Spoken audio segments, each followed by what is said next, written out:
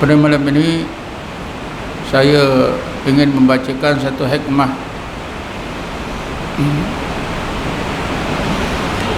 yang berkaitan dengan perjalanan kita kepada Allah Subhanahu Wa Taala, atau perjalanan apa juga usaha kita yang baik.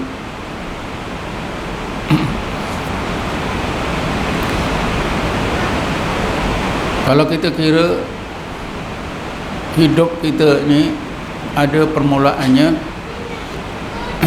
iaitu apabila kita lahir dari perut ibu kita dan berakhirlah dengan kematian. Jadi kelahiran itu permulaan, kematian itu akhir hidup kita. Begitu juga seorang yang mencari ilmu, ada permulaan, dia mula mencari ilmu dan ada kesudahannya. Misalnya bila sudah dapat ijazah, maka berakhirlah usahanya mencari ilmu pada peringkat itu. Jadi Ibnu Athaillah ada menjelaskan kaedah yang sebaik-baiknya yang patut kita guna, apabila kita memulakan satu kerja yang baik. Misalnya seperti yang saya sebutkan tadi, misal yang lain ialah apabila kita belajar ilmu tasawuf. Kerana biasalah orang belajar ilmu tasawuf ini biasanya ialah peringkat kemudian. Imam Abu Hanifah pun dia belajar ilmu tasawuf ini kemudian. Sesudah lama dia mencampurkan diri dalam bidang ilmu yang lain, terutamanya ilmu fiqh. Tapi akhirnya beliau belajar ilmu tasawuf, sehingga beliau menyebutkan laula sunnatani la halakan Nu'man. Kalaulah tidak kerana dua sunnah, yang zahir dan yang batin. Sunnah yang batin itu ialah ilmu tasawuf, nasyaya binasalah Nu'man, iaitu gelaran atau panggilan Imam Abu Hanifah. Kita sendiri bila belajar ilmu tasawuf pun ada permulaannya.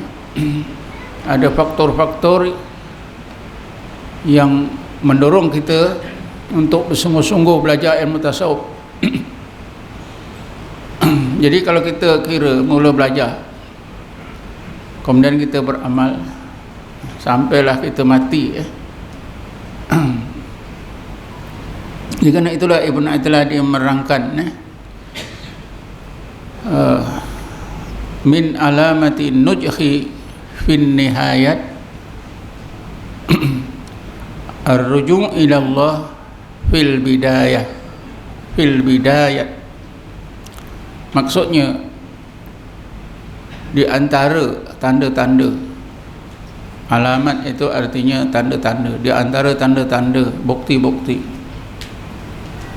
yang menunjukkan kejayaan pada akhir perjalanan seseorang atau usaha seseorang ialah ar-ruju' ila Allah fil bidayah. Dia rujuk kepada Allah pada permulaannya. Dengan kata lain, sesiapa yang memulakan kerja atau usaha kecil atau besar, kalau mau kejayaan yang sebaik-baiknya, maka hendaklah dimulakan dengan rujuk kepada Allah. Ar-rujuk ila Allah. Rujuk ni artinya kita kembali kepada Allah. Arti kembali kepada Allah di sini ialah kita bergantung kepada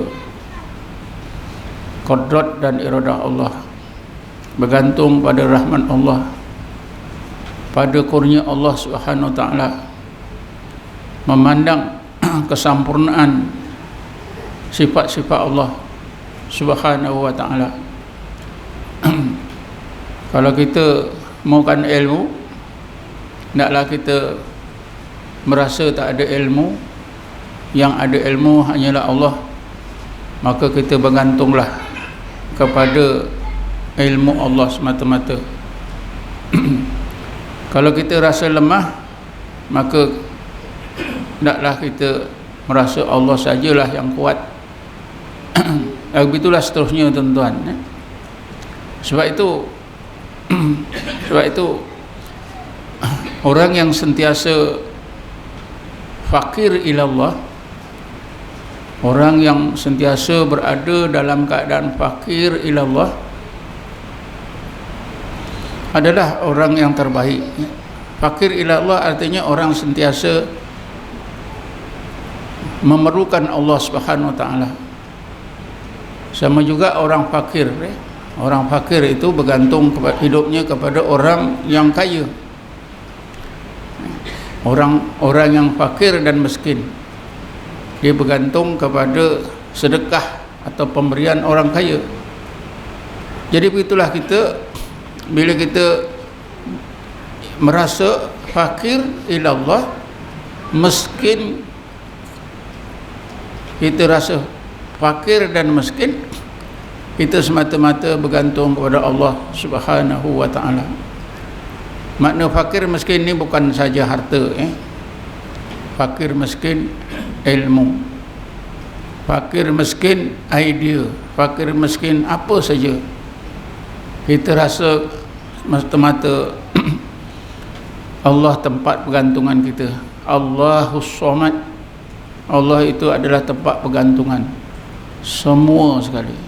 Jadi kata Ibnu Athaillah, di antara tanda-tanda yang boleh kita pegang